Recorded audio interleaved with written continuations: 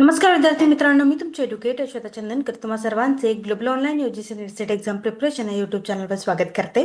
तर UGC net exam 2025 यासाठी आपण प्रिपेअर करत आहोत आणि आपला जो पेपर आहे विषय मराठीचा तो 7 जानेवारीला आहे.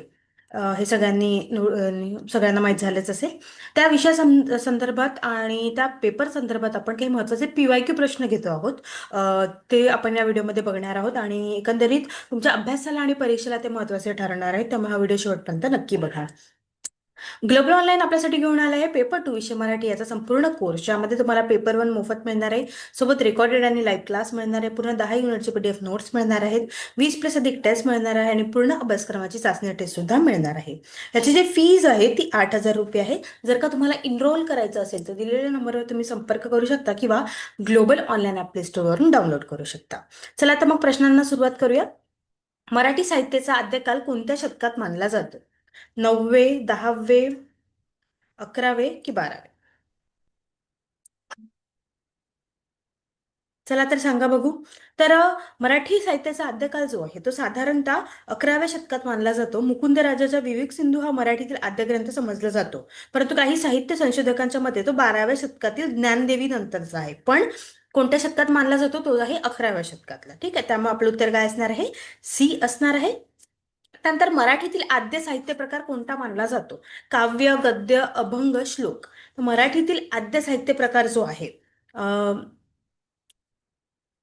तो कोणता असणार आहे? तो आहे काव्य. ठीक आहे, त्यामुळे आपलं उत्तर काय असणार आहे? ए असणार आहे. त्यानंतर विवेक सिंधू या ग्रंथाचे कर्ते कोण आहेत? मुकुंदराज, ज्ञानेश्वर, नामदेव, एकनाथ.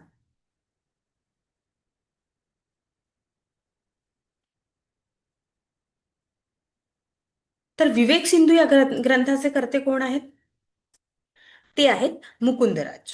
ठीक आहे, तर मुकुंदराज यांनी विवेक सिंधू हा ग्रंथ लिहिलेला आहे. हा आद्य ग्रंथ आहे आणि 1110 म्हणजे इसवी सन 1188 ला ते त्यांनी रचलेलं आहे. 18 अध्याय आहे त्यामध्ये आणि अद्वैत वेदांतावर निरूपणात्मक विवेचन त्यांनी केलेलं आहे.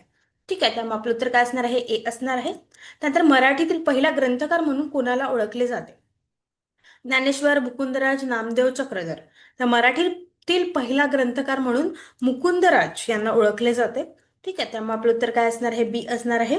विवेक सिंधू हा त्यांचा पहिला ग्रंथ आहे. त्यानंतर भक्ती चळवळीचा मुख्य उद्देश कोणता आहे? राजकीय बदल, सामाजिक समता, धार्मिक सत्ता, सौंदर्य निर्मिती. तर भक्ती चळवळीचा मुख्य उद्देश काय असला पाहिजे? सामाजिक समता असला पाहिजे. त्यानंतर वारकरी संप्रदायाचा पाया कोणी घातला? ज्ञानेश्वर, नामदेव, चक्रधर, एकनाथ. तर वारकरी संप्रदायाचा पाया कोणी घातलेला आहे? तो घातलेला आहे चक्रधर स्वामी यांनी. ठीक आहे, तर संत ज्ञानेश्वरांनी वारकरी संप्रदायाचा पाया रचला ज्ञानेश्वरांनी, चक्रधर स्वामींनी. ठीक आहे, आणि संत तुकारामांनी त्यावर कळस चढवण्याचे काम केले. आपलं उत्तर काय असणार आहे? सी असणार आहे. त्यानंतर ज्ञानेश्वरी हा ग्रंथ कोणत्या भाषेत आहे? संस्कृत, प्राकृत, मराठी, अपभ्रंश. तर ज्ञानेश्वरी हा ग्रंथ मराठी या भाषेमध्ये आहे. ज्ञानेश्वरी ही 1290 मध्ये मराठी भाषेत लिहिली गेली होती आणि तो भगवद्गीतेवर एक भाष्य आहे आणि मराठी साहित्यातील सर्वात जुने व महत्वाचे कार्य मानले जाते. तर ज्ञानेश्वरी हा ग्रंथ मराठी भाषेत आहे. ठीक आहे. समोरचा प्रश्न आहे, संत नामदेव कोणत्या काव्य प्रकारासाठी प्रसिद्ध आहेत? ओवी, अभंग, भारुड, पोवाडा. सांगा बघू. संत नामदेव हे अभंग या काव्य प्रकारासाठी प्रसिद्ध आहेत. ठीक आहे, संत नामदेव प्रामुख्याने अभंग या काव्य प्रकारासाठी प्रसिद्ध आहे. त्यांनी सुमारे 2500 अभंग लिहिलेले आहेत आणि अभंग हा वारकरी संप्रदायातील संतांनी आध्यात्मिक आशयाच्या अभिव्यक्तीसाठी वापरलेला एक विशेष काव्य प्रकार आहे. ठीक आहे, त्यामुळे आपलं उत्तर काय असणार आहे? बी असणार आहे. नंतर एकनाथी भागवत कोणी लिहिले? एकनाथी भागवत एकनाथांनी लिहिले, आपल्याला माहितीच आहे सगळ्यांना.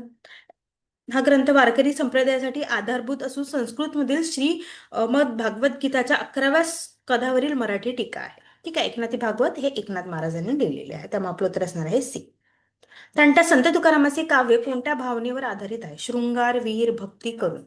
संत तुकारामाची काव्य जे आहे ना ती भक्ती या रसावर आधारित आहे आणि 17व्या शतकातील वारकरी संप्रदायाचे संत कवी होते, ज्याला ते अभंग म्हणतात आणि ते प्रामुख्याने विठ्ठलावरील भक्ती आणि प्रेम या भावनांवर आधारित आहे.